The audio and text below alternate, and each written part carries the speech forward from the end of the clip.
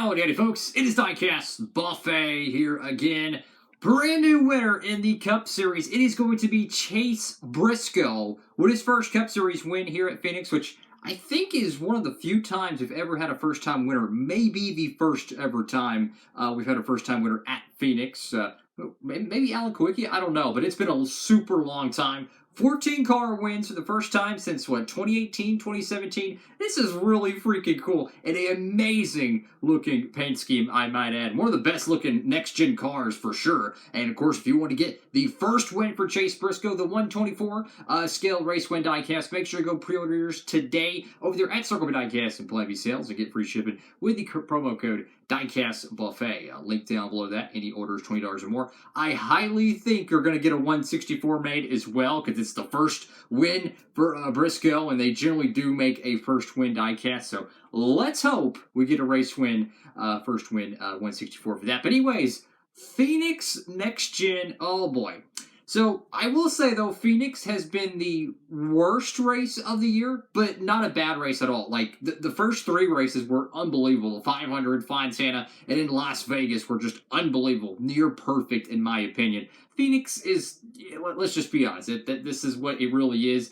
Long green flag runs, not really high attrition, but certainly better than any Gen 6 race I've seen in years. So this was a really good race. It wasn't, knock your socks off, but much better than the Gen 6 equivalent. So, first time winner. We saw Ross Chastain up there battling at the end on the late race restart. Of course, we saw Chastain nearly won Vegas last week, and then Suarez nearly won Fontana the week before. And then Tyler Reddick, who really should have won Fontana. He dominated. He led like 80 laps there. He was up there in the mix at the end, and I tell you what, though, the parity with the next-gen car is absolutely incredible. There was not that many mistakes or battle of attrition that we saw in the first two non-plate races this year. Definitely the teams are starting to get a little bit better at that. But I think everyone is just so excited for Atlanta because we have no idea what to expect next weekend with the mini super speedway package. Who knows how that one's going to be? That's going to be a very fun event to check out. But definitely a huge win for Chase Briscoe. Stewart-Haas Racing. Yes, Kevin Harvick doesn't get the win, but the first win since July last summer with Eric Almirola. And to tell you the truth, this win reminded me so much of Eric Almirola's because the 10 car didn't just back into a win or just, it decided to rain at the end of the race. No, the 10 car was the fastest, car on the track. In this case, you could probably say Chase Briscoe was. When the time mattered at the second to last quarter of the race, the 14 was easily the best car out there. Not even Chase Elliott, who statistically is really good at Phoenix, but never can finish the deal. Yes, he's won the championship there, but he would probably have 2 Phoenix wins already, not including that championship win, if he didn't make a mistake or get crashed or crash himself. Obviously, didn't have a good enough car to pass Briscoe there, and the caution would have, nullified that regardless if he passed him. But I do feel like Chase Elliott is in the same boat as Denny Hamlin right now in terms of trying to get up to speed with the next-gen car. But for Stewart-Haas Racing, this is a huge, huge deal. Eric Almirola is the only driver to finish top 10 in the first 3 races. I don't think he had a top 10 today. Can't confirm that. But for them to get their first win this season already, they're off to the right foot, especially with Chase Briscoe, which he had a few bright spots last year, but for the most part, it was pretty underwhelming considering the equipment he's driving. So I'm super excited for Chase Briscoe, and he's already, we already have, 2 first-time winners this season. Austin Cindric at the 500, Briscoe at Phoenix, which, out of all tracks on the circuit, Phoenix would probably be the last track I would ever expect a first-time winner because the champions win here. It's always going to be, it's the Kyle Busch's, not Hamlin, but he's a championship caliber driver. The Larsons, Elliott's. Blaney was super fast here. He doesn't have a championship yet. But it's generally the elite level drivers that succeed here at Phoenix. But no doubt about it, the right car won there. So you can't have anyone salty on the radio. But my theory with all that, if you back into a win or you luck out, at the end of the day, it's a win. But Briscoe absolutely proved he was the best car today, in my opinion. when it mattered, he was out front.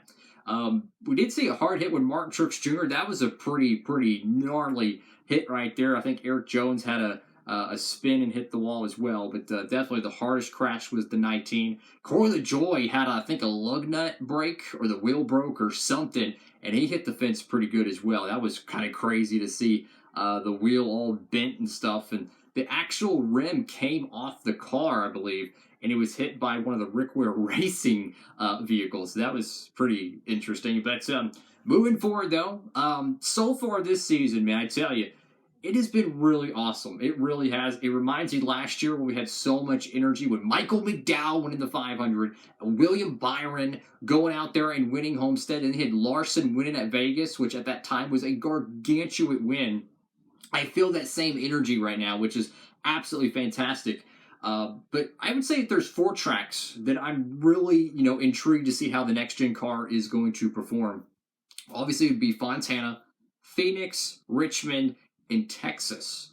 I would say the next gen car at Phoenix, although it's not perfect, I think was much better than Gen 6 at Phoenix. So I would say out of those 4 tracks, it has passed 2 of the tests. Significantly better than the Gen 6 era. Granted, it's 1 race, 1 sample size, but the trend is continuing to look even better. Moving forward to Atlanta, though, I have no idea what to expect. Are we going to see plate racing? Are we just going to see 1.5 mile racing? I have a feeling, and this might be completely off the radar here, I feel like it's going to be very similar to how the 550 package was, where you're going to see cars bunched up a little bit more than that than we saw in the 550. But I don't think it's going to be 3 wide, 10 rows deep, nothing like that. So I would temper your expectations there. There's going to be a lot of new, so there's probably going to be some crashes, which who doesn't like that? But I have no idea what to expect. Hopefully they have plenty of practice in qualifying, because I'm extremely intrigued to see how the speeds are, how the track's going to be. Apparently it's going to it has progressive banking. So does that mean we're going to have possibly 2, maybe 3 grooves at the new Atlanta? Who knows? But my pick for the Phoenix race was a crappy one. I picked Hamlin. he started on the front row, right? And then it just free fell right after that. Speeding penalty, and then he was pretty much mired back in 20th for most of the race. I think he squeaked out a top 10 at the end. But yeah, definitely not a good pick there.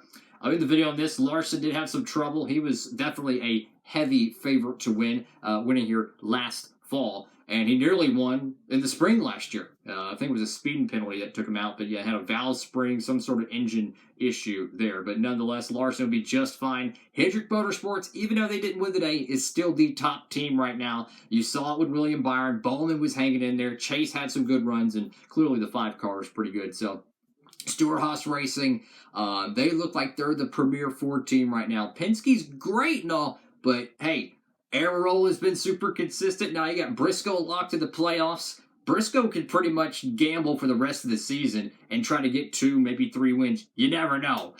So definitely, Next Gen Racing is very impressive as far as I'm concerned. Thank you all so much for watching the video. Make sure to give it a huge thumbs up and go pre-order your Chase Briscoe Race Win 124 diecast over there at Circle B. Fingers crossed we'll get a 164 made. I would love to see it. I'm almost certain the Austin Cindric first win's going to get made. So we need to get the Chase Briscoe one. It's an epic looking paint scheme, guys. Have a great one, everybody. Diecast Buffet signing off.